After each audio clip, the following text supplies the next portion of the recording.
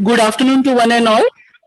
Our Honorable Chief Guest, Professor Gagandeep Kang, Guest of Honor, Padma Vibhushan, Professor M Sharma, Honorable Vice Chancellor, Institute of Chemical Technology, Professor Anirudh Pandit, Respected Principal, Vivekanand Education Society's College of Arts, Science and Commerce, Mumbai, Dr. Anita Kanwar, TechVip Coordinator and Dean Research and Innovation, Institute of Chemical Technology, Professor Padma Devarajan, Vice Principal, VES College of Arts, Science and Commerce, Dr. Shantini Nair, members of our advisory committee, Dr. Akhtar Parvez, Dr. Sunita Barve, Dr. Sham Prasad Pujar, our expert speakers of the program, library committee members of ICT Mumbai, library committee members of VES College of Arts, Science and Commerce, and the co-organizer of this program, librarian, VES College of Arts, Science and Commerce, Mumbai, Dr. Meghna Sanjeeva,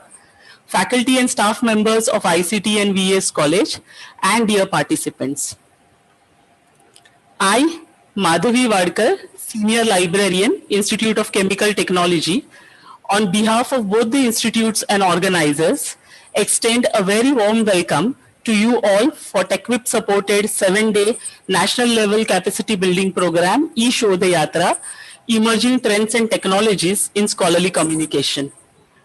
With Saraswati Vandana, along with a symbolic lighting of the lamp, we seek Goddess Saraswati's blessing. By bowing with folded hands, we offer our sincere prayers.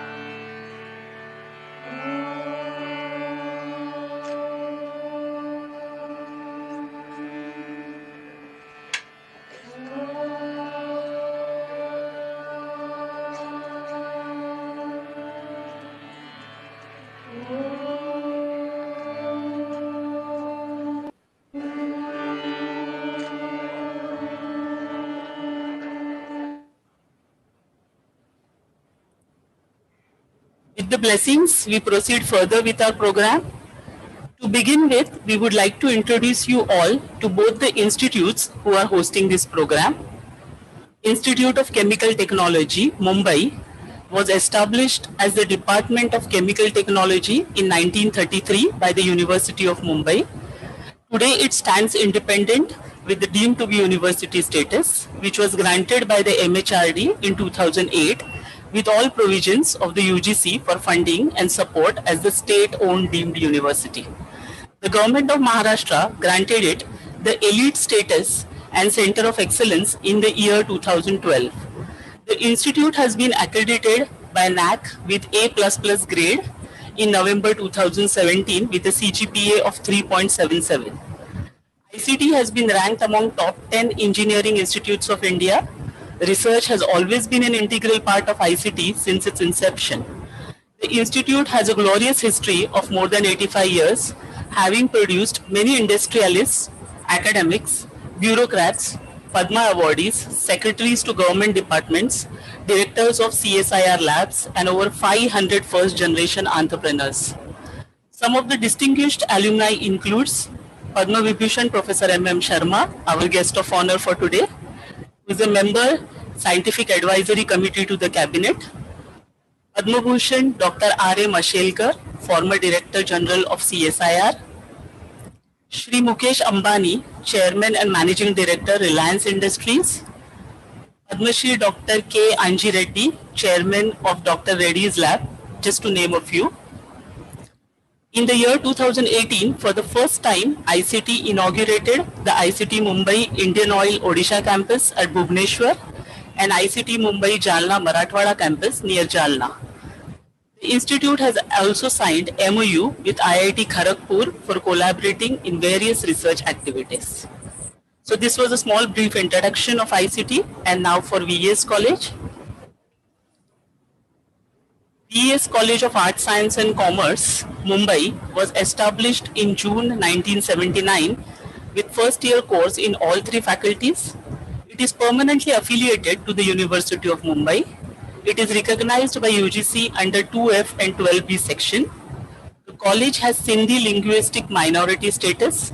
The college has been re-accredited by NAC third cycle with an A grade with a CGPA of 3.26 in August 2017. The college has been bestowed with Best College Award by University of Mumbai in the year 2012-13 under urban area. It has also received grant from DST under the FIST scheme and the Star College grant from DBT in the year 2015-16. The college offers courses leading to graduation degree in BA, BCom and BSc. VES College also offers graduation in specialized subjects as self-finance courses like BSc in Computer Science and Biotechnology and Information Technology, BCom with Banking and Insurance, Financial Markets and Accounting and Finance. It also offers Bachelor's of Management Studies and Bachelor of Mass Media. It also offers postgraduate courses like MSc in Microbiology and Chemistry, Organic and Analytic by papers as well as by research. MCom in Accountancy and Business Management, MA in Public Relations and MA in Psychology. Microbiology and chemistry departments of the college are recognized for enrolling students for MSc by research and PhD program. And physics laboratory is also recognized for enrolling students for PhD. So after the introduction of both the organizing institutes, we further move on to the theme and coverage of the program. I invite the co-organizer of this program, Dr. Meghna Sanjeeva, to introduce the theme and coverage of the program. Over to you, Meghna. Thank you, Madhvi. Good afternoon, all. Research, as we know, is an integral part of academia and is important for the sustained growth of various disciplines leading to the progress of the society. A researcher who has conducted research in the pre-Google era believes that the post-Google research is much easier with information and technology at the researcher's fingertips. The argument made by the researchers is based on their experience and efforts taken to travel from one library to the other in search of appropriate resources through printed catalogs, printed tertiary sources, manually taken down citations, manually managing the references, among others.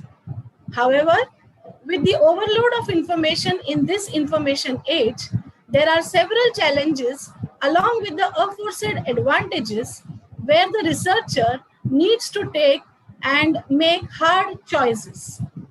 To reach the required and precise information, it is imperative to identify and adapt to the right resources through the use of appropriate technologies. There is a need for a very different type of a skill set required by the researchers in this age. Research communication is also transformed by the emergence of digital and social communications platforms. Researchers are increasingly required to demonstrate the impact and engagement through the continuous communication activities and outputs. To communicate research findings effectively, it is crucial to understand the different aspects of scholarly publishing life cycle. This includes effective search strategies, methods to communicate and disseminate research findings through academic publishing, which includes traditional publishing life cycle, as well as the newer publishing models such as open access. It also encompasses the publication identity management and enhancing the impact and visibility of the research. The underlying idea behind conceptualizing this capacity building program is to provide an exposure to the researchers about the emerging technology and tools to support research.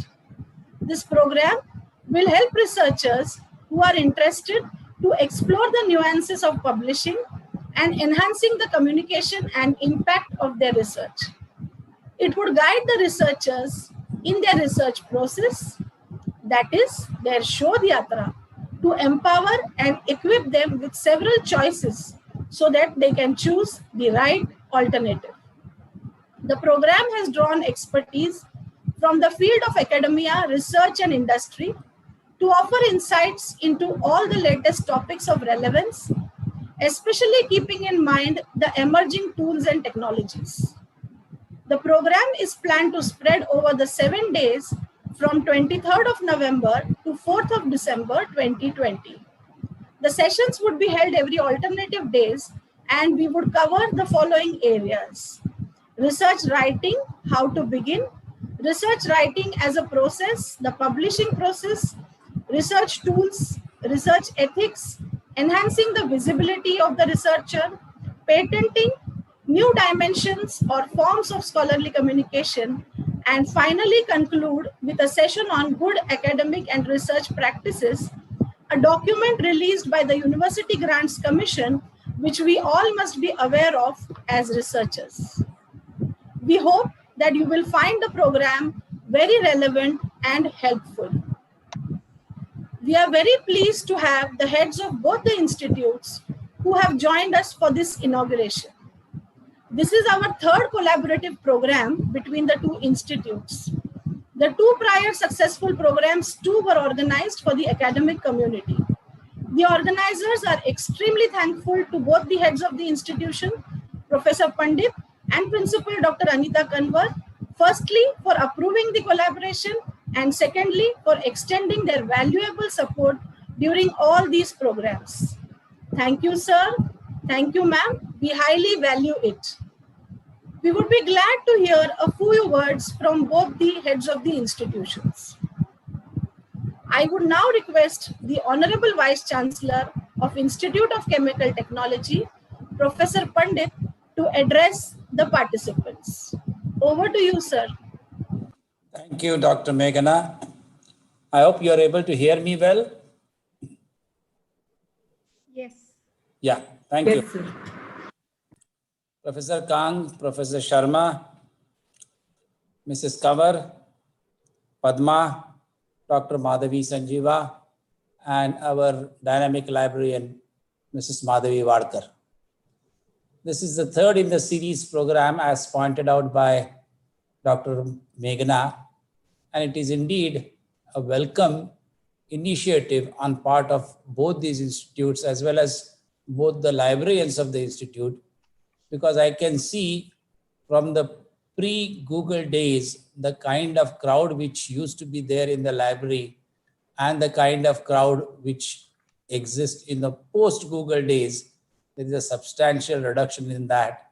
So the people sitting in the library who are used to crowd also may be getting feeling that they are getting lost and whether whatever they are doing is worth it or not.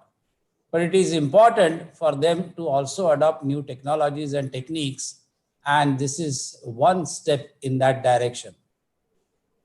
Just incidentally, the first Saraswati Vandana which you depicted and the photograph of Ma Saraswati, that is so prevalent. It is an original painting by Raja Ravi Verma, which has made the image of Saraswati as the goddess of knowledge in every educational institute. In fact, I have got a duplicate copy of that from MD College, which is controlled by the Verma families, the Ravi Verma families, and I got an original copy which is on my desk.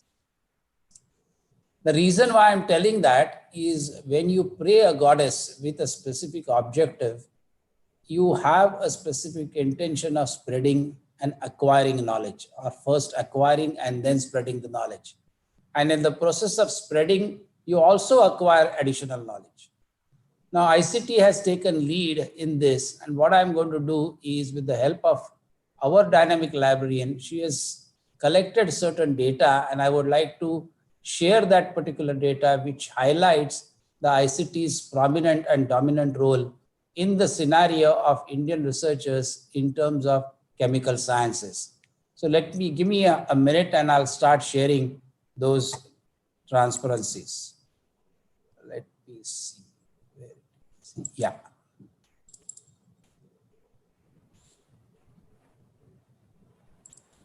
Are you able to see the presentation? Yes, sir. Yeah.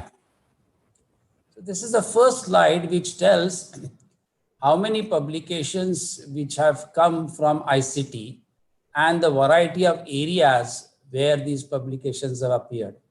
The source for this information is Scopus, very painstakingly collected by Madhavi.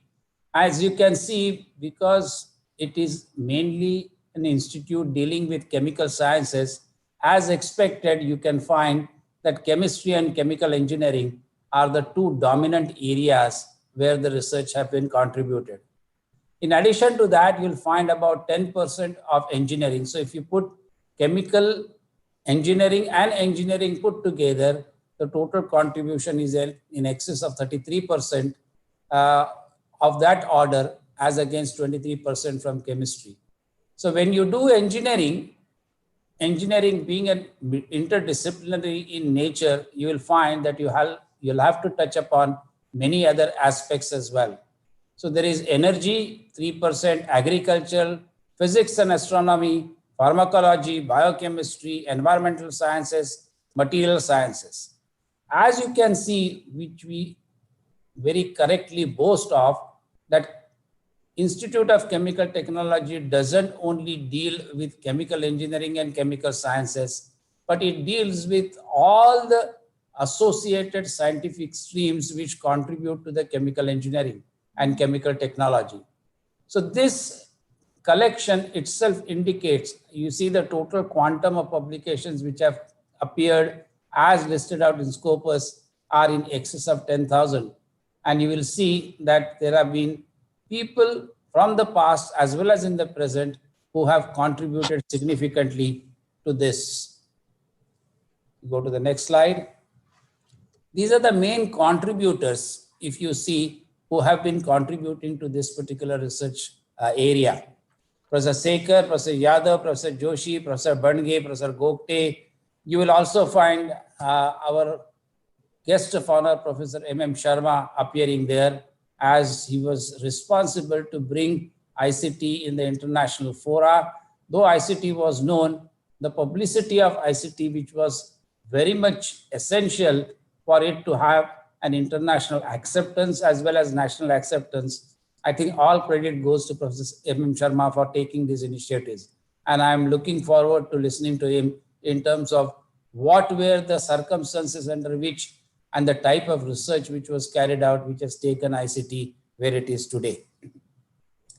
Continuing with this particular theme, recently when Stanford University came out with the list of top 2% scientists, you will find that there are 9 scientists which have been listed out here. In fact, this list is not complete. Professor M Sharma's name also appears there, but somehow it has been listed under University of Monash. So probably because this information was collected from 1996 onwards till 2000, and at that time he was adjunct professor as well as distinguished professor at Monash. In addition to that, few others also appear who have been past alumni. Dr. R.R. Deshmukh of physics also appears there. Then Dr. Arun Mujumdar also appears in this particular list. The point which I'm trying to indicate that there are more than 20 people from ICT alone, which are actually have contributed, are considered to be among the top 2% of the scientists who are active in the field of chemical engineering, chemistry, as well as allied sciences, especially in the case of academic community. Lastly, what I would like to indicate out here is the results published by PLOS Biology have classified 22 scientific fields, 176, a massive survey which has been carried out, and it is necessary for us also to learn, because when Dr. Sanjeeva presented about the overload of information, see, in the pre-Google areas, when we used to physically go to the library, read the journals, and then move from one library to another library, move from one journal to another journal, we had sufficient time to digest that particular information, to distill out that particular information and find out what was precisely needed for our research. In the post-Google area, however, the information is just pouring on you, and you don't have time to think which is relevant for your work, which is not relevant for your work. And you will find many a times when you review the papers which have come for reviewing, you will find loads of information just is included, which really does not address the issue which is being discussed in the manuscript. So this is a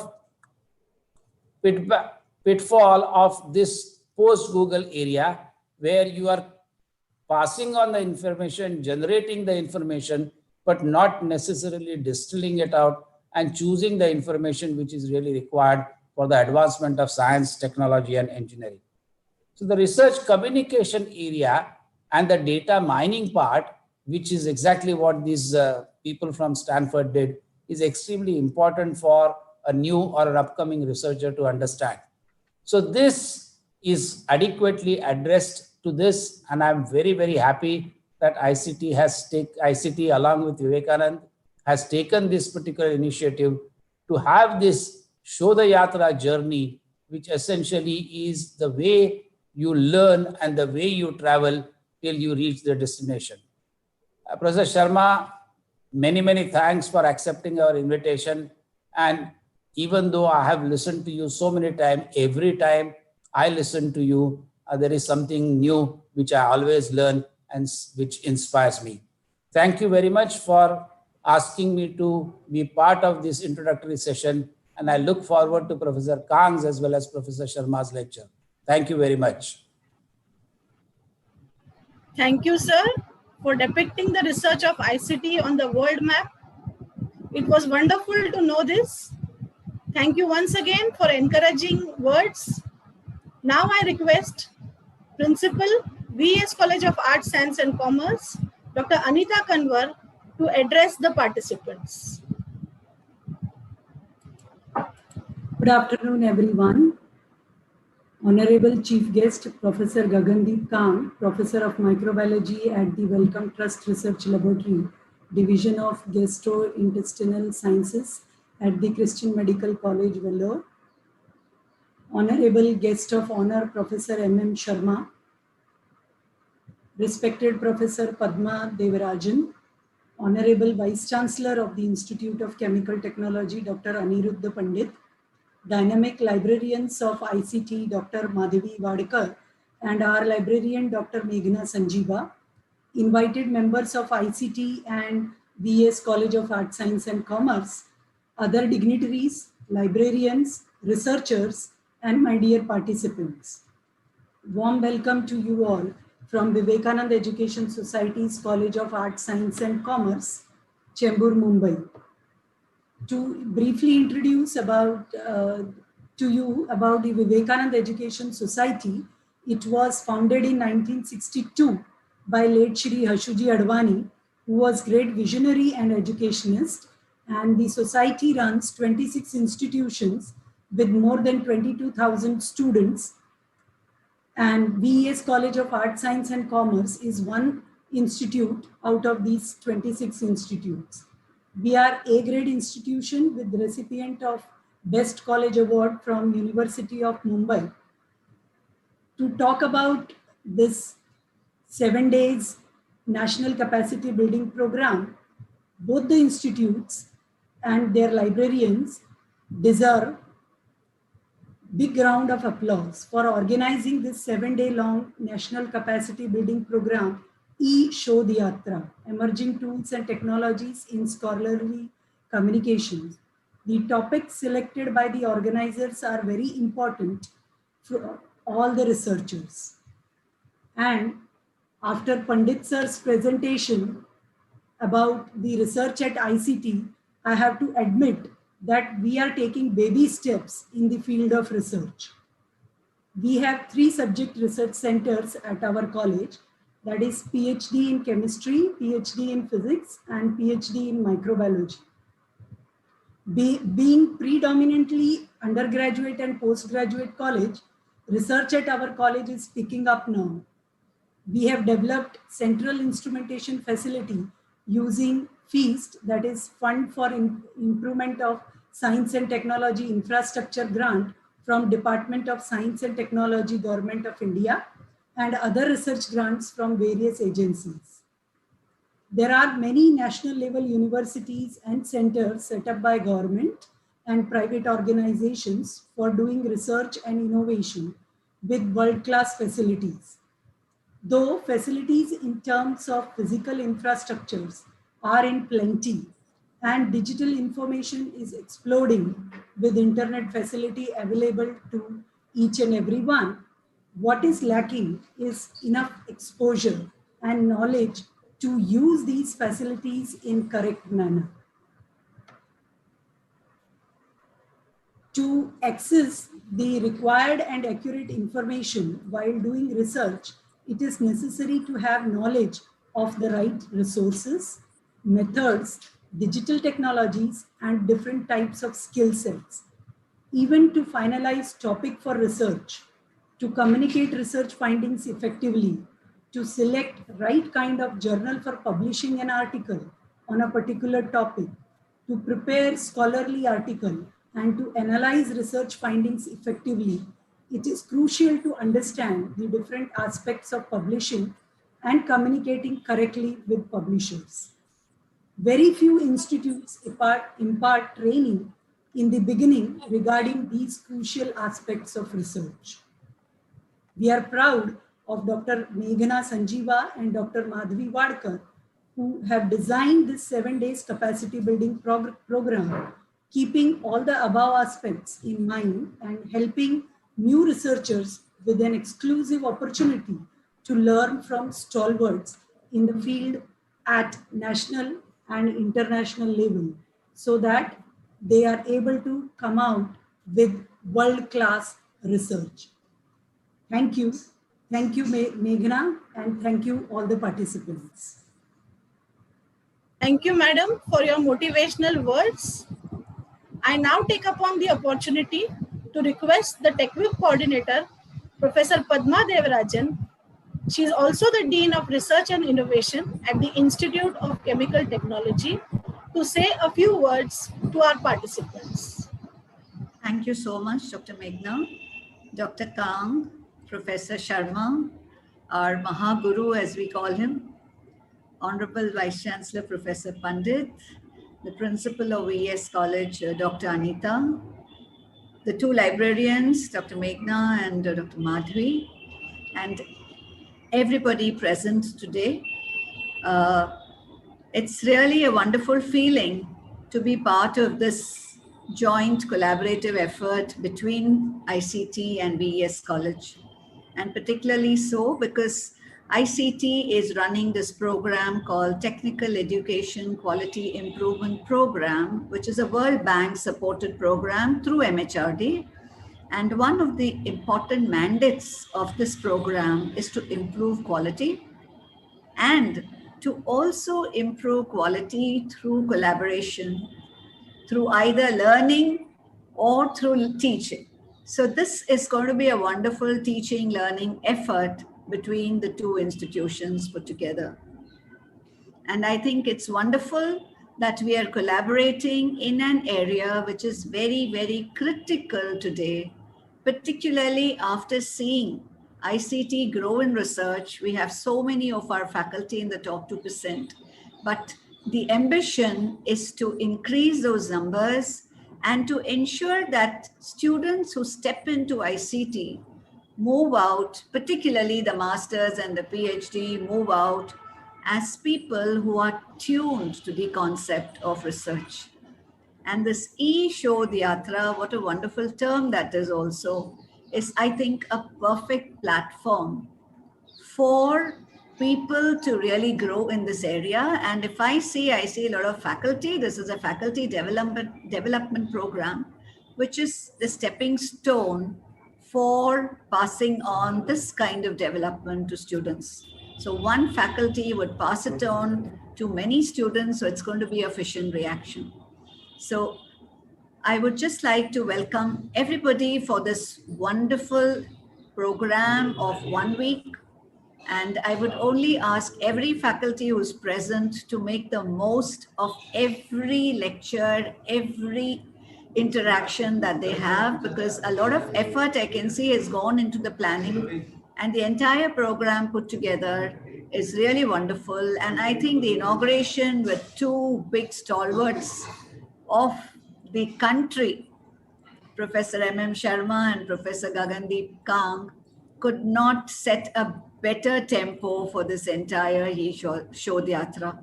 So with these words, I would like to welcome everybody once again on behalf of ICT and our collaborating partner, VES College. Thank you very much. Thank you, madam, for encouraging and supporting us. Now we move on to our keynote address, for which all of you have been eagerly waiting. Though both of the guests of today require no introduction, since they are stalwarts in their fields and are known nationally and internationally. But the introduction to their professional journey and achievements will definitely be very motivational for our participants. So without taking much time, I request Mrs. Madhvi Wadkar to introduce and highlight the achievements of our honorable chief guest for today, Professor Gagandeep Kang. Over to you, Madhvi. Thank you, Meghna. Professor Gagandeep Kang is Professor of Microbiology at the Wellcome Trust Research Laboratory, Division of Gastrointestinal Sciences at the Christian Medical College in Vellore. She received her training in medicine and microbiology at the Christian Medical College, Vellore, and postdoctoral training in UK and US before returning to India to continue her work on enteric infections in children. She has worked on the development and use of vaccines for rotaviruses, cholera, and typhoid, conducting large studies to define burden test vaccines and measure their impact.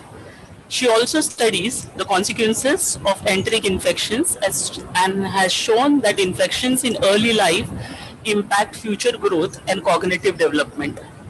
Professor Kang has established a strong training program for students and young faculty in clinical translational medicine, aiming to build a cadre of clinical researchers studying relevant problems in India. She is a member of several advisory committees for the WHO, mainly related to research and use of vaccines. She serves or has served on the scientific advisory or strategic committee for several national and international institutions, including the Wellcome Trust UK, the DBT Wellcome Trust India Alliance, the International Vaccine Institute, and the International Center for Genetic Engineering and Biotechnology. She is Vice Chair of the Board of the Coalition of Epidemic Preparedness Innovations and a Wellcome Trust nominated board member of Hillman Laboratories, which is a partnership to support development affordable vaccines for low and middle income countries. She has been the Executive Director of Translational Health Science and Technology Institute and Autonomous Institute of Department of Biotechnology, Ministry of Science and Technology, Government of India. Professor Kang has published over 375 papers in international and national journals. She is the first woman working in India to be elected a Fellow of the Royal Society. She is also the first Indian woman to be elected to the Fellowship of American Academy of Microbiology and the only physician scientist to receive the Infosys Award in Life Sciences. We welcome Professor Khan and invite her to deliver the keynote address. Over to you, ma'am. Thank you very much for the very kind introduction, Madhvi. It's a pleasure to be with all of you today and to speak to you at this very important occasion. I've been a researcher pretty much all my professional career, so that is 30 years and counting. And when you try to do research in India and when you try to do quality research in India, there are all kinds of hurdles that you encounter. Many of those are much less now than they used to be in the past. I remember going to the library and there used to be something called the Index Medicus, which was a very large document that you had to look through to figure out which were the journals in your field, how important those journals were, and how to access the information that was required. The internet has changed everything when it comes to thinking about how research is done, how results are communicated. We live in a very, very different world from the world where all our scientific journals were on paper, and accessing them was a key limitation for researchers around the country. So in the past 30 years, what really has changed, and what is it that we can think about doing that ensures that our research is as well done as is possible, and that when we think about using the resources that are available to us in terms of bibliography, in terms of information technology, we really make the best use of everything that is available. I was recently on a committee that was responsible for thinking about research for the new science, technology, and innovation policy that is being developed by the country. And among all of the researchers there, one of the things that was emphasized by practically everybody was the question of being able to access resources that inform us about what is happening in our fields. When journals have paywalls, when journals are largely electronic, it means that much of the data that is available and shared is not available in real time to people who cannot access those resources. So the question that was raised was, can India do something that allows us to support our researchers, especially young researchers, in remote parts of the country and see what they can do in order to make sure that they have access to the best, latest information available from the highest impact journals. Now, why do we need to focus on bibliography? Why do we need to focus on the ability to access information appropriately? It's because when you do research, the goal of research is to contribute to generalized knowledge and advancement in the field that can be applicable in other parts of the world. Which means that if you want to be able to say that you have done relevant and important research, you have to understand where your unique contributions lie.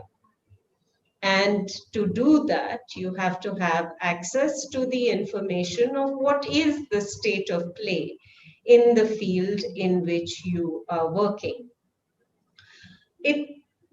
An appropriate bibliography can really be thought of as a platform. So all research builds on the platform that already exists.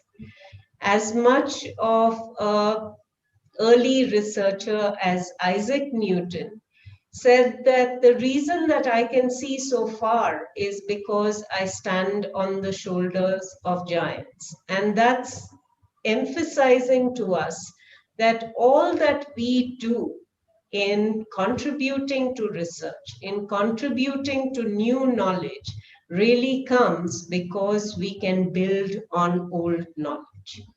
So if we think about these platforms, I think it's very important that we appropriately give credit to those who have built those platforms for us.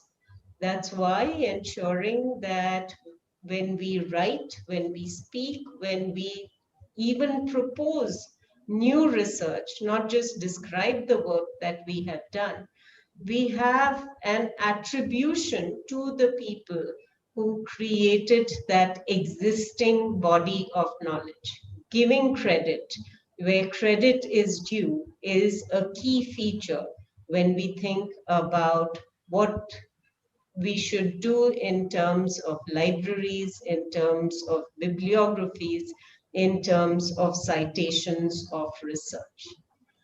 I think moving from credit to being able to understand the sources, frequently library scientists have a very limited understanding of why sources are important. And that is really to recognize where research came from, where citations are required. But for researchers who are seeking to build their own careers, the sources act as an important repository of information to recognize which are the important groups in each part of the world and where is quality research being done. That leads you to not only recognize what the group is doing, but to understand the context in which their research is being done. So for example, if I look at the research that I do, I study enteric infections, diarrhea, and vaccines. In enteric infections, I have a broad understanding of the field of what causes what infections in children, in adults. I have an understanding of which the leading groups are in the world. And then in the area where I work, which is really rotavirus and rotavirus vaccines, I know that there are 4 groups that I must track for every paper that they publish, because that will allow me to have an understanding of the state of play in the field in which my own efforts are focused. If I do not do that, then I am creating a situation where the research of my group and my collaborators will not be of the world leading standard that we would like our work to be. Now, if we think about what other roles can be played by access to information, I think a very important role is the idea of quality. All too often in India, when we see publications, one of the worries that I always have is because people don't read enough, people don't understand enough where their own work is positioned in the context of a field, you wind up in a situation where you think that the work that you have done is something that no one has done before. Whereas a reasonable amount of reading would have resulted in finding that this approach has been taken before and the contribution is not as novel as you think it is. So if we think about quality in research, having a clear understanding of where quality comes from, what the benchmarks of quality are, requires a synthesis of all of the information that can be gathered from the bibliographic studies that are required before we embark on a new field of research. I think an additional and critical important area is something that has emerged in the last few years. Because we are in a situation where increasingly our research productivity is measured by metrics that we may or may not agree with, whether that is the impact factor of the journals that we publish in, or the H index of an individual researcher or department or institution. I think we have been led astray to think that these metrics really determine how a person is performing. So there has been a hunger to publish more, to make sure that the information that we are generating is shared more. And this has resulted in a state where we have an increase in the number of journals that are in every aspect of science and technology, and undesirable situations have arisen where we now have predatory journals that publish anything with no regard whatsoever for quality. As a field, I think all of us have to think about how to work together to ensure that everything that we do promotes the quality of the research, ensures that we focus on what is important and not just what is incremental, and make sure that we give credit where credit is due and make appropriate attributions. Now, the field is also at a very, all of research is at a very interesting stage, which is driven at least partially by the pandemic. In the past 8 months or so, our world has changed completely. We live our lives on Zoom, we have meetings on Zoom, and we look for ways of communicating with each other that we never had before. So even when it comes to library science and thinking about bibliography, I think we are going to have to face a future where everything is not going to be print. We will have to look at how do you think about audiovisual content? How do you make sure that you have videos or film or speech that are also treated as sources of scientific information? How are presentations to be cited or recognized? When we think about creating bibliographies, should we be thinking about how we can support researchers best by not restricting ourselves to traditional sources of information, which is print journals or electronic journals, but also think about sources of information that are wider and could benefit a researcher in identifying what are the new areas that are being worked on in a field. So I've been thinking very recently about how I could support my younger colleagues and juniors as much as possible, students as well. And one of the things that I hope that all of you will discuss is the idea of an annotated bibliography. It is a lot of work. It makes a lot of difference if you can find in one place relevant information about a field of research with appropriate notes that tell you which are the critical areas in a field and what the contributions of a particular paper are. I know this is challenging, but in a situation where we are overwhelmed by papers every day, billions of pieces of data are generated, and you have hundreds of thousands of those, resulting in what can be construed as research outputs.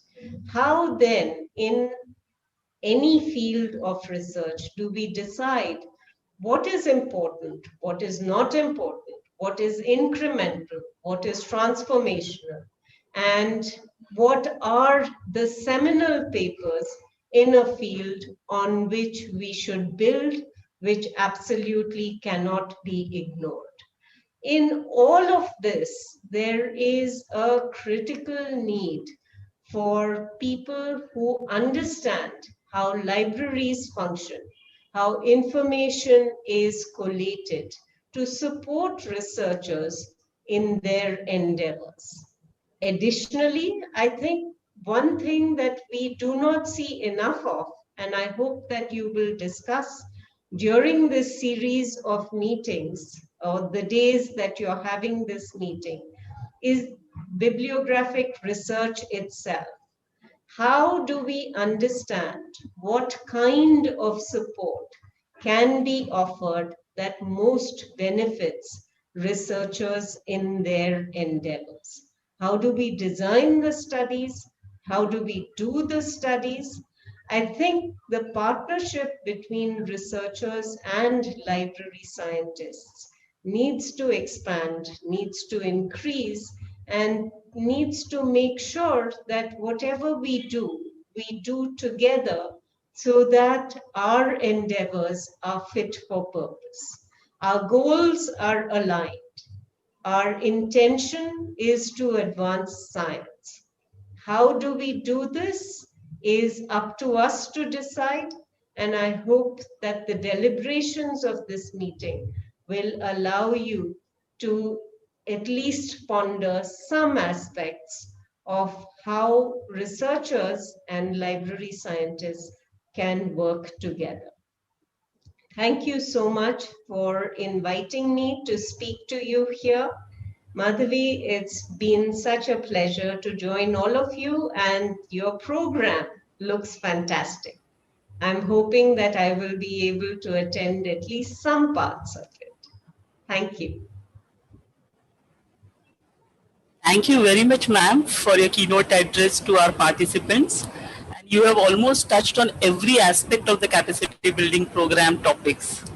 It was indeed very motivational, and we are sure have ignited the minds of our participant researchers in understanding the value of research for the society, the quality of research, and also the importance of it in their career. Thank you once again, ma'am.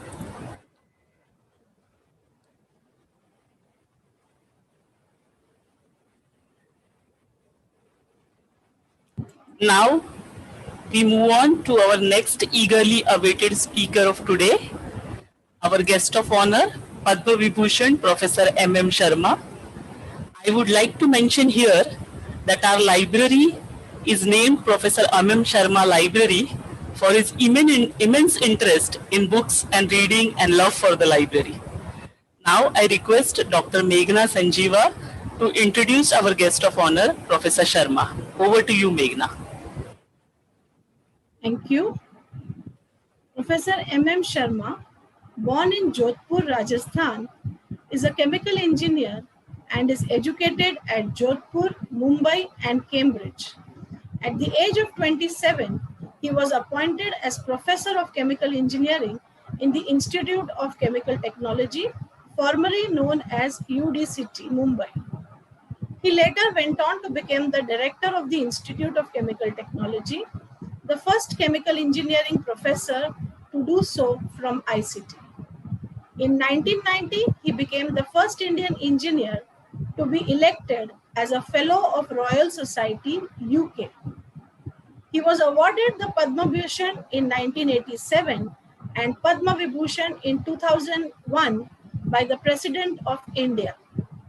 Sir has also been awarded the Lumho Medal of the Royal Society the S.S. Bhatnagar Prize in the Engineering Sciences in the year 1973, the Vishwakarma Medal of Indian National Science Academy in 1985, the G.M. Modi Award 1991, Meghanand Saha Medal in 1994, and an honorary Doctor of Science degree from the Indian Institute of Technology, Delhi in 2001. Professor Sharma obtained his Bachelor of Chemical Engineering in the year 1958 from UD City and subsequently MTech in 1960. He obtained PhD in Chemical Engineering in 1964 at Cambridge University, returned to India as professor at the University of Bombay, and later became the director of the Department of Chemical Technology, now ICT Mumbai. He served the institute for 33 years. Professor Sharma has been awarded with several awards, as we just saw. He has made contributions to chemical engineering science and technology. He became an independent editor of chemical engineering science at a very young age. He has taught different subjects in chemical engineering and encouraged his doctoral students from the very beginning to publish independently their work in renowned journals. Under his stewardship, the UICT got autonomy of UGC. He brought an all-around improvement in the departments of the institute, leading to exceptionally high number of PhDs each year based on the number of faculty members. He served in the Petroleum and Natural Gas as the chairman of the Scientific Advisory Committee and also in the Scientific Advisory Committee to the Cabinet of the Prime Minister. He was the INSA Council member from 1980 to 82 and also the president from 1987-88. ICT's central library is called Professor M Sharma Library, which only shows his keen interest in books and reading. We are highly obliged to have you as your guest of honor, sir. I now welcome Professor Sharma and invite him to deliver the address.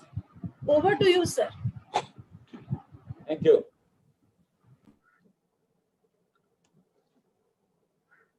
Can I come on the screen? Yes, sir.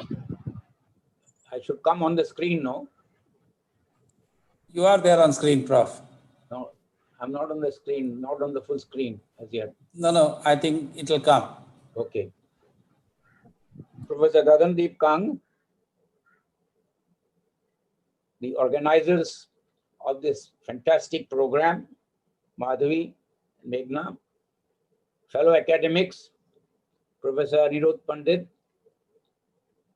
lovers of library. As you have been told, that in an unusual gesture of University of Bombay, Mumbai,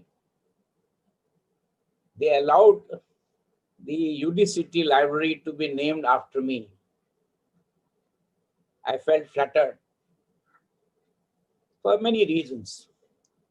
Let me begin by saying that I adore library.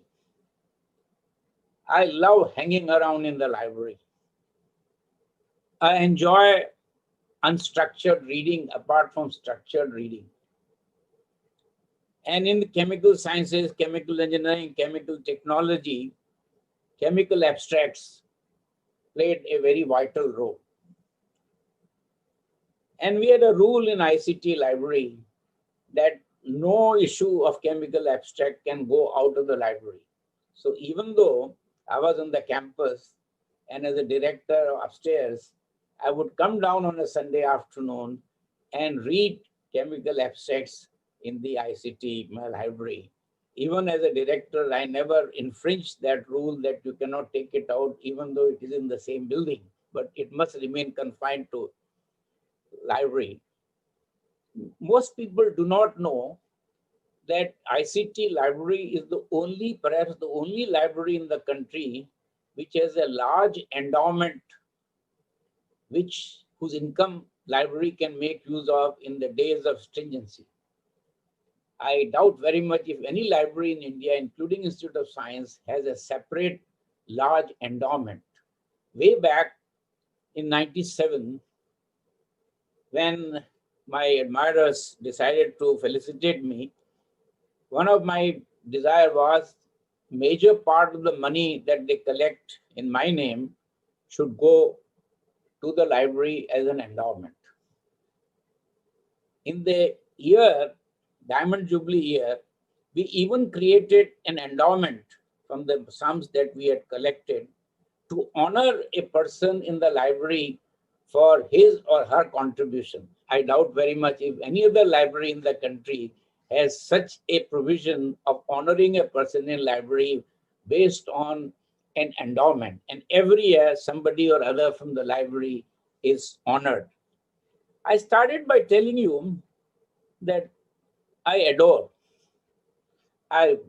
enjoy living in library. So let me give you some anecdotal part. The original library of UD City was in the main building on the first floor. It was one of the unusual open access library. Unusually good collection, very good budget, beautiful breeze. And I used to sit for hours and hours during my research days. And even as an undergraduate, I used to sneak time and get into the library. So this library then got shifted to the new building, and it is now the entire building is for the library. Originally, ground floor was cafeteria, which was a bit unwise because cafeteria means you have all the burners and all. There can be some reasons for safety. Since university research plays a very vital role, let me first of all sing some praises for research in a university. The most cost-effective research globally is done in universities. You can see this whether in the United States or UK or Germany. Reasons are very simple. For meager sums of money, people work for 75, 80 hours a week. They don't recognize weekends. If you're on campus, your library, the lights don't go off at all. So university research has a kind of efficacy which has very few parallels. I've been consultant to industry for more than 50 years. I've never seen ideas being pursued with the speed with which we could pursue ideas in the university research. Because you could summon a student late in the evening or early part of the night. Oh, there's some new idea. Why don't we try it? And you behold, first thing in the morning, the person is on with the idea. So this part of research in the university, which has a strong cascading effect on the quality of undergraduate teaching. Now, teaching itself impacts research, and research impacts teaching in a very big way. So this symbiotic relationship between research at PhD level and undergraduate teaching. So you'll find engineering colleges where there was no culture of research, the quality of engineering education cannot be matched by institutions which had research as an integral part. Many people do not know that the first PhD in engineering and technology in the country came out from UD City. And this strong library culture and scholarly writing credit would go to the first Indian director of the UD City, Professor K. Venkataraman. And he was a brilliant writer. And his books became on synthetic dyes very important all over the world. Having spoken about the value of research, let me first say, what is half-life of a chemical technologist, chemist, or chemical engineer? Certainly not more than 5 years. So if you are not updating yourself, you would be labeled as fellow who is out of date. Even for undergrad teaching, if you are still hanging on to the old textbook, you are bereft of the new things that have come in that very area that you are covering in your teaching.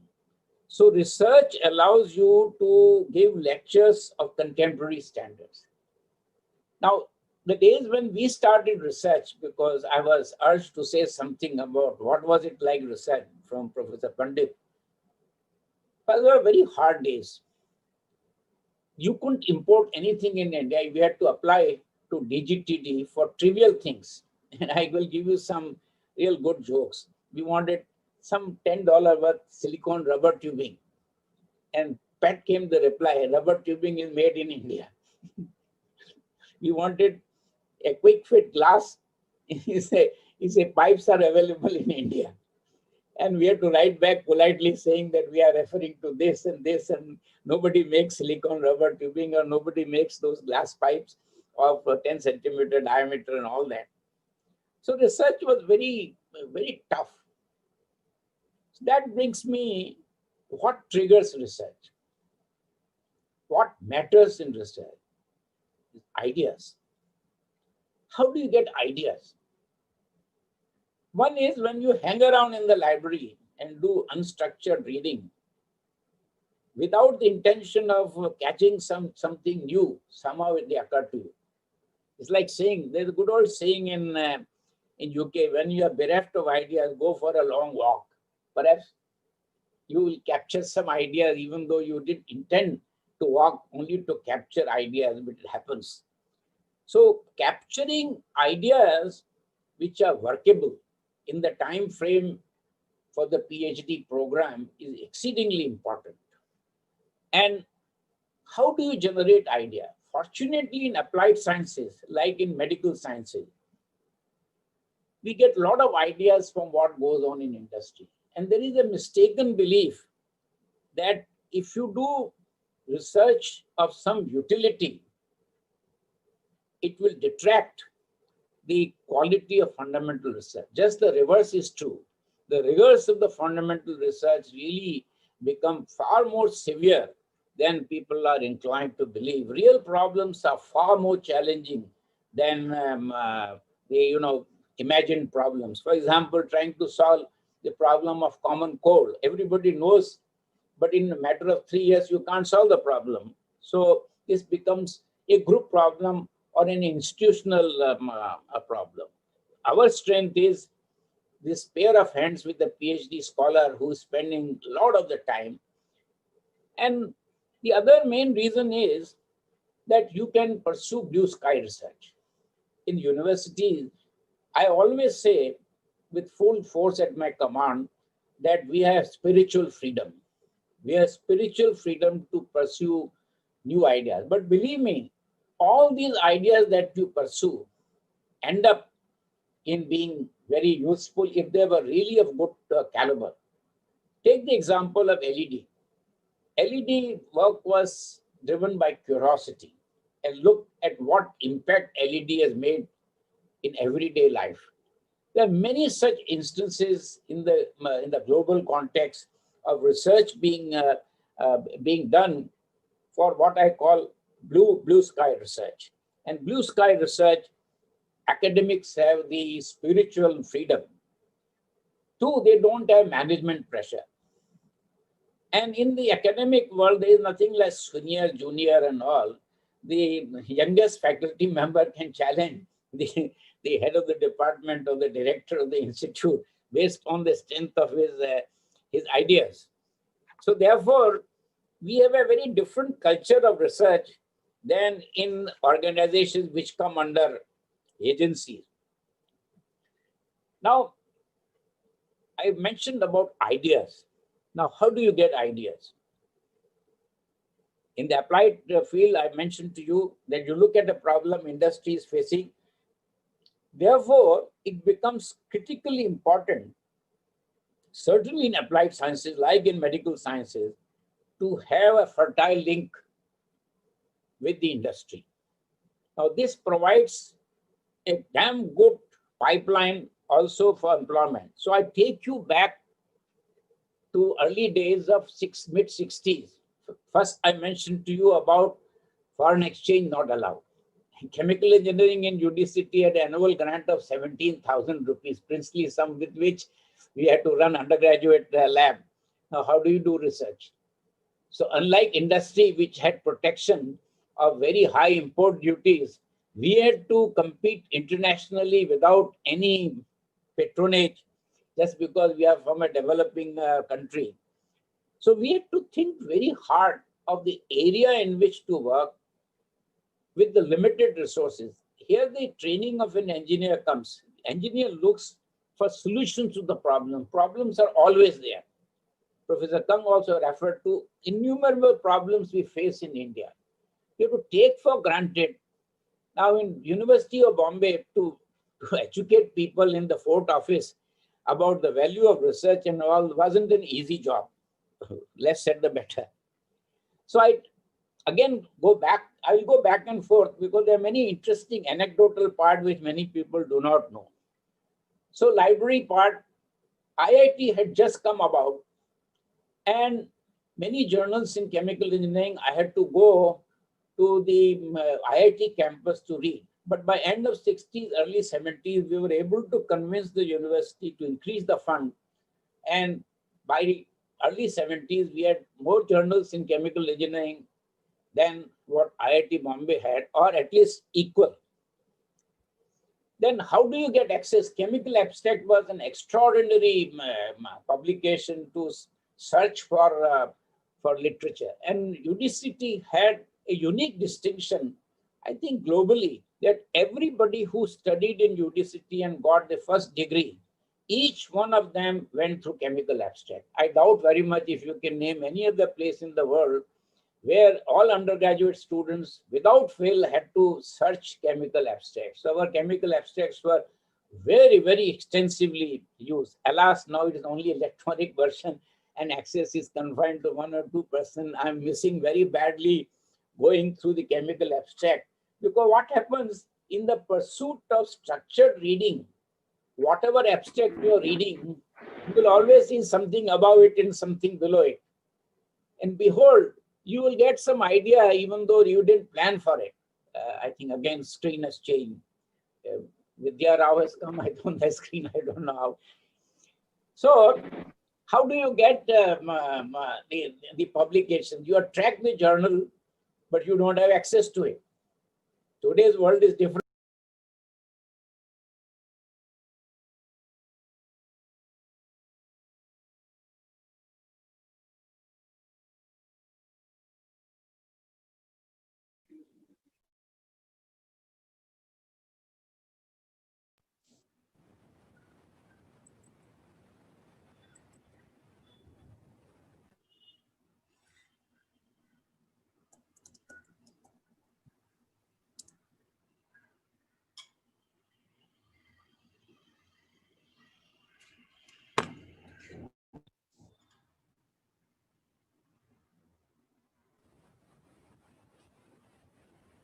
Sir is on mute.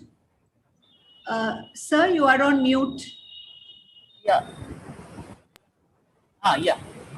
Are you able to hear me? Yes, sir, now. You are, but I'm not on the screen. I think, Madhavi, you are on the screen.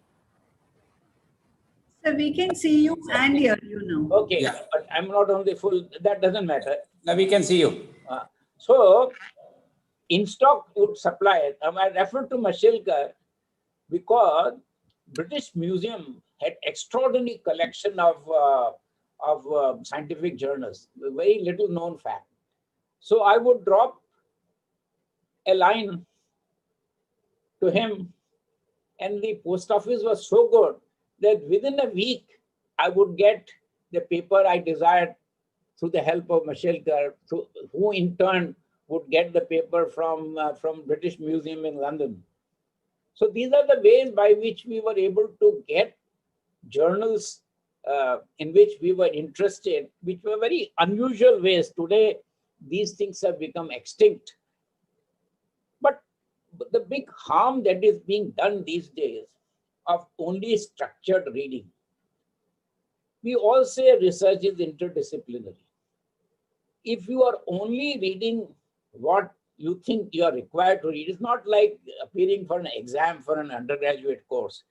Research has its own ramifications. So it is important to read associate literature and at times unconnected literature, so-called unconnected literature. There's nothing you can say which is unconnected. So in chemical sciences, chemical abstracts still play a very role. Of course, now you say that you can access. Look at the advantage the modern technology provides. I'm able to access every journal that I'm interested in sitting at home. And thanks to persons like Madhavi and earlier NCL librarian, I would be able to get full paper electronically, whatever I'm interested in. And they still probably get communication from me. I'm ready with one or two more for Madhavi to get these papers for me. If you are a consultant to industry, which as I mentioned to you earlier, for more than 50 years, today I make a living consulting and I have to keep myself updated, both for the pleasure of knowledge. Knowledge cannot be robbed. Unless you enjoy reading, you will not enjoy library. You must enjoy reading, whether just as when people are interested in reading novels or crime. If you're interested in your subject and you enjoy reading, library is the place. Now, how things have changed. There was a reference made by Professor Kang on people all going for impact factor, wedge index and all that. I want to quote to you a very wise man, former president of Royal Society, who said, it is not important where you publish rather than what you publish. If you have published an extraordinary thing, even in a journal which didn't have a decent impact factor, it will get known. So this whole pursuit of every academic trying to get his citation. For example, in chemical engineering, there are many journals, not the mainstream chemical engineering journals where impact factor is lower. You will publish in the journals where impact factor is much higher and much easier to publish. Now this distorts. I don't know why this stop video, why this video is. There's some problem in the video. No, sir, not at all. No, I don't know why. I was earlier seen on the screen. I'm not seeing myself. No, you are seen, Prof. It keeps on changing. Okay, doesn't matter. It doesn't matter. You're on. You're on. Yeah. So this business of pursuit of journals which will give you higher impact factor leading to better H index and all that, that has become. Now what people are not realizing after seeing all this, let us come down to the brass tacks. What is the major contribution? Let me pick up one area to mention, catalysis, which is highly interdisciplinary. Chemists publish, physicists publish, chemical technologists publish, chemical engineers publish. The question is, what real novel catalytic processes have come in last 5 years or 10 years? You will find enormous number of publications, very large number of journals devoted to catalysis. But the number of new catalytic processes which have seen the real life application, you'll find it very difficult to name few. So this is something which bothers me at times. And we in the applied sciences will be always asked questions, and rightly so. What impact have you made? So let me give some examples of the kind of research we did. As I said, we had no money, so we had to work on idea-centric research. I kept on harping and telling you, ideas are key. And I also like to quote many Nobel laureates who said, thank goodness I was denied the pleasure of very expensive equipment, so I had to think very hard and come out with something original. Today, many people are publishing papers because they have access to some of the very sophisticated instruments. You can make use of these instruments, which very few people have. And therefore, you say my publication record is very good. But if you fathom it further and find out what is the real quality of that research, even though it is published in so-called learned journal with a good impact factor, I leave it to you to come to your own conclusions about this part. Now, I go back for this idea-centric research. One of our earliest paper, my first PhD was Ashok Nanda, who then later on moved to USA and controlled $1 billion per annum business. First year was a very hard job. Failures are integral to research, and failures are also harbingers of success. So one thing that establishes university research as a nerve center is that we are not afraid of failures. If we have failures which we can explain cogently, then they will also find a place in publications in good journals. We had breakthrough. What kind of money we spent? Practically nothing. And this was published in Chemical Engineering Science with no comment from the referee. And within 3 months, it was in the editorial of the American Chemical Society Industrial Engineering Chemistry. We were thrilled with the recognition that we got. While I was trying to establish my own position in the world of chemical engineering and taking chemical engineering from India to the global, I was very particular that my research students who think independently, they should also publish independently, and I should not have moral right to put my name. This was very unusual because these independent publications were in the most cited journals, most well-known journals, and there were hardly any papers throughout India in those journals, whereas my students who are still doing PhD found their publications in journals like Chemical Engineering Science. So, research has many facets. Sometimes you describe research as a random walk in a blind alley to say whether it is really blind. So it has many, many features in research. And research is something which becomes a passion you enjoy, and the kick that you get out of the new idea that you generated. I now have no hesitation in saying, because I don't publish papers ever since I superannuated from, except for a short duration at Monash, where they had a peculiar rule that if you declare who are the collaborators from the beginning, if they don't find their name in the publication, you may be hauled up. I didn't want my names to come in those publications for Monash, but it became obligatory on their part, and few papers came. One of them had very, very large number of citations, very large number of citations. Now I'll come to something about art and science of writing, because first of all, I must say I'm very impressed with the range of topics that this event is going to cover. Just about everything that matters is being covered. So I compliment Madhavi and Meghna for whatever you lined up. It is really something very good. So the art and science of writing papers, I want to say something about this scholarly writing. Now, during PhD days, one of the jobs of the supervisor is also to train the student in the art and science of writing research papers. And for a student, it is frustrating when drafts after drafts are corrected. I know of some cases of some research students, they have to rewrite some 7-8 times. Mashelkar is never tired of saying that he had to rewrite papers so many times. But it's part of the training.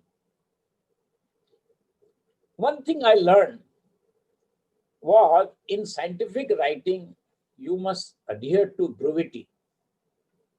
It should be so good that not a single sentence should be extra.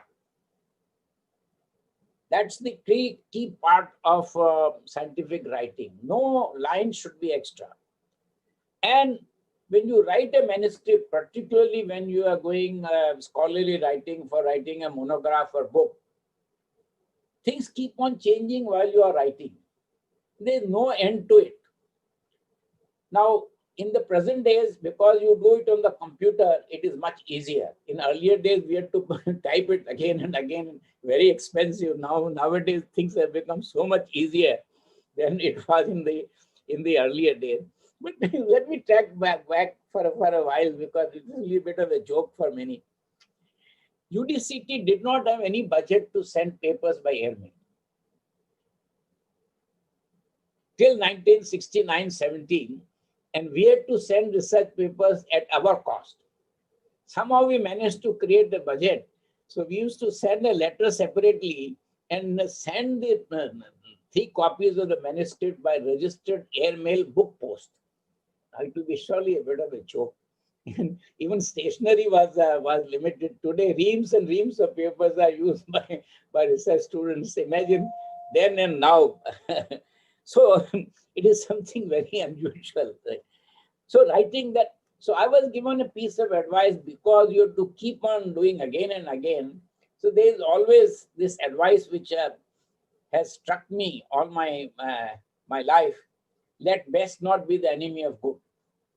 You will never be completely satisfied with any manuscript you might write, and you have to terminate at some stage. So I was told, when I was revising our book manuscript again and again and again, very frustrating.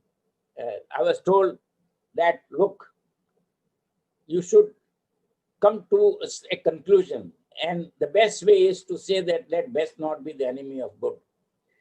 And I kept an acronym for this, BEG, BEG. So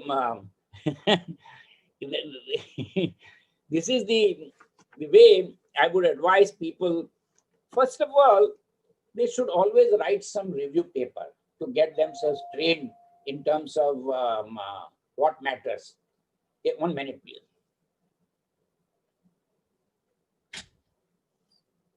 मैं lecture दे रहा हूं, मैं नहीं आ सकता बाहर, मैं बाहर नहीं आ सकता.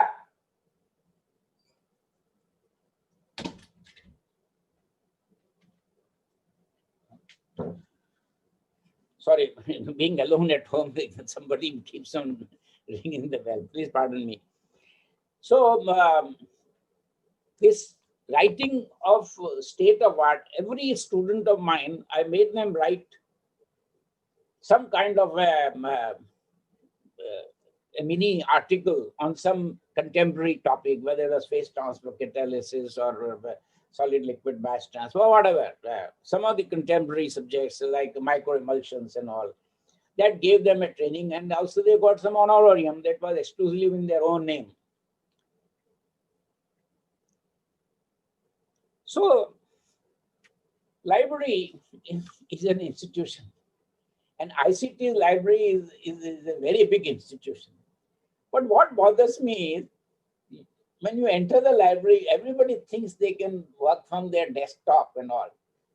And everybody says what matters in research is ambience. You may call me old-fashioned, but I still love to hang around a library, a pleasure which I'm being denied because of the pandemic situation. Library has an aura of its own. When you enter the library and stay there for a while, something happens to you. I don't have adequate words to express as to what happens. What happens when you are in a library? It's like people who like theater, and you go into a theater, you are a changed person. Imagine, we teachers, as soon as we go to the podium to give a lecture, we are a different person, aren't we, Anirudh? See, so this is what happens when you enter the library. You are in a different atmosphere. You have a magnetic influence. And this whole trend of people not going to library at all, with this spacious argument that I am tracking, and the number of papers which are being Xeroxed is abnormally large. And people say, I will read one of these days, this weekend, it never comes when you ask. And I find the reading in the industry, even people who are doing research and development, leaves much to be desired. Even when you give them papers, they say, oh, I'll read in the near future. I say, I don't have that kind of patience, when I want to read something, I'm itching to read it. I think you must develop that. So this era of chemical abstract, in order that research students make more use, I used to jot down many abstract numbers, and individually, all research students of mine, I would give them those chits. Please go and copy, because in those days, photocopying was not available. Xeroxing didn't exist at all. Photocopying was a very complicated affair, not worth the job unless there was something exceptionally important. So they will copy the abstract I would be interested in. In that process, you will read some abstract above it, below it, or some around. And maybe you catch some new idea altogether.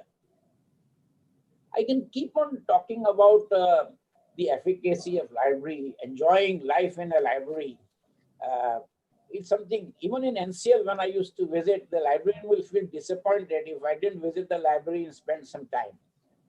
Now, that is the kind of culture I would like people to imbibe, that library is an institution. Library has a charm of its own. Library is something which gives you strength. Library is one thing which will enrich you. And it is for you to take advantage of library. I want to once again congratulate the organizers for ICT having taken lead. ICT has all the credentials because the library culture has been very, very strong, and number of outsiders who use ICT library is very, very large. And there is a demand. Of course, it has come down nowadays. Imagine, how do you access the old literature? For example, in chemical technology, the reports, BIOS, CIOS reports, they are not on the internet. Many things to believe that before 1975 papers were published were not important, which are not covered in the survey that you make, is a fallacy. So it is important to retrieve literature, and often you find people not quoting the papers that were relevant to the papers they are publishing, which is, according to me, academically a bit dishonest. But you can pretend I didn't know. On the other hand, you also say that, oh, I surveyed the journals quite a bit. So while complimenting you again, I cannot conclude my statement without saying that I miss hanging around in the library, and I would love to do it as soon as possible. Thank you. Thank you very much. Thank you very much, sir, for your motivating address through various anecdotes and emphasizing on the idea of an idea-centric research. You have highlighted a very important point to take failure in our stride and improve and work upon. I think this message is immensely important to each one of us. You have outlined the earlier scholarly writing process and compared it to the current one, and also very subtly highlighted a relook at the metrics for scholarly communication. As a librarian, I am extremely happy to know your love for the library, though I have always heard it from Madhvi and all others at ICT. We once again thank you for addressing the participants and sparing our valuable time, guiding the young researchers. I'm sure all of them are charged up with your address. Thank you, sir. Thanks a lot. On behalf of the Institute of Chemical Technology, Mumbai, and the Vivekanand Education Society's College of Arts, Science and Commerce, we express our sincere thanks to our chief guest, Professor Kang, and our guest of honor, Professor M Sharma, who agreed to deliver the talk and have spent their valuable time. Their mesmerizing talks have truly ignited the minds of our participants to know the value of research and has set the tone for the deliberations over the next 7 days of the e-Shodhyatra. My heartfelt thanks to the heads of both the organizing institutes, Professor Pandit and Dr. Anita Kanwar, for their guidance and support for the collaborative programs, and also for taking time out of their busy schedules. We also thank Professor Padma Devarajan for all the support for the program and giving her valuable time for the inauguration function. After listening to the great dignitaries, I'm sure all the participants are charged up as we now embark our 7 days yatra, the e-Shodhyatra, on a positive note after this inaugural functions. We begin our e-Shodhyatra sessions from the 25th of November 2020. Before closing of the session, we would like to instruct our participants about a few important things. We have received an overwhelming response for the program, and hence to avoid disappointing the participants, we have also live streamed the program on YouTube. All the registered participants who are on YouTube can be rest assured that all the other mechanisms for attendance, test, and feedback will be taken care by our team. After each day, we will be sharing a feedback form with all of you. Please submit the same with the time frame which will be mentioned in the mail. Each participant is given a unique number and the same has to be mentioned in the feedback form. This list is accessible from our e-Shodhyatra website, and the link is also provided in the feedback form which will be given to all of you. The prerequisite for certification are registration, a minimum of 80% attendance at the sessions, submission of feedback form, and a score of 60% or more in the test. I once again thank all of you for being there for the inaugural session of the e-Shodhyatra.